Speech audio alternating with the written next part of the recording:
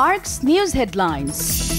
নির্বাচন নিয়ে ৬৬টি সংস্কার প্রস্তাবের ১৬টি নিয়ে বিএনপির দ্বিমত রয়েছে বলে জানিয়েছেন দলটির স্থায়ী কমিটির সদস্য সালাউদ্দিন আহমেদ। ঐকমত্য কমিশনের সহসভাপতি বলেন, রাজনৈতিক দলগুলোর সাথে ঐকমত্যের ভিত্তিতে জাতীয় সনদ করতে চায় কমিশন।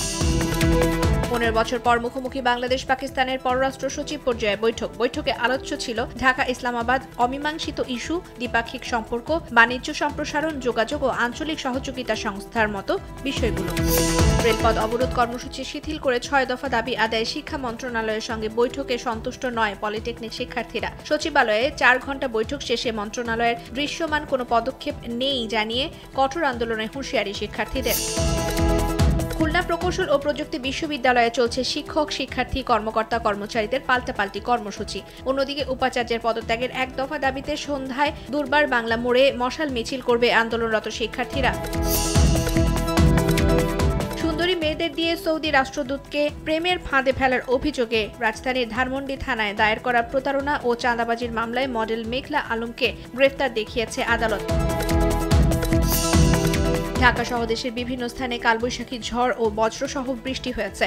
দুপুরে ঢাকায় বৃষ্টিপাত রেকর্ড করা হয় ৩৫ মিলিমিটার। জলাবদ্ধতা সৃষ্টি হয়েছে বেশ কিছু এলাকায়। রাজশাহীতে ১২ মিলিমিটার বৃষ্টির রেকর্ড করেছে আবহাওয়া অফিস। ফিলিস্তিনের গাজায় ইসরায়েলের হামলায় ৩৫ জন নিহত হয়েছে। যুদ্ধবিরতির পর নতুন করে ইসরায়েলি বাহিনীর হামলায় ৫ লাখেরও বেশি মানুষ বাস্তুচ্যুত হয়েছে। এদিকে গাজা ভূখণ্ড স্থায়ী দখলের বিষয়ে সতর্ক করল জার্মানি।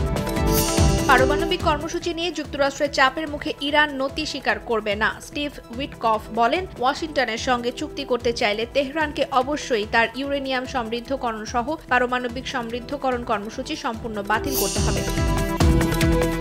নারী বিশ্বকাপ বাছাই পর্বে ওয়েস্ট ইন্ডিজকে ২২৮ রানের লক্ষ্য দিল Bangladesh. Lahore city cricket association মাঠে টস জিতে ব্যাট করে বাংলাদেশের সংগ্রহ দাঁড়ায় ৯ উইকেটে ২২৭ রান। রিয়াল মাদ্রিদকে হারিয়ে ১৬ বছর পর চ্যাম্পিয়ন্স লিগের সেমিফাইনালে আর্সেনাল। বার্নাব্যুতে ২-১ গোলের জয় পায় গানাররা। এদিকে বায়ার্ন মিউনিখের সাথে ড্র করেও ২ লেগ মিলে সেরা ৪-এ উঠেছে ইন্টার মিলান।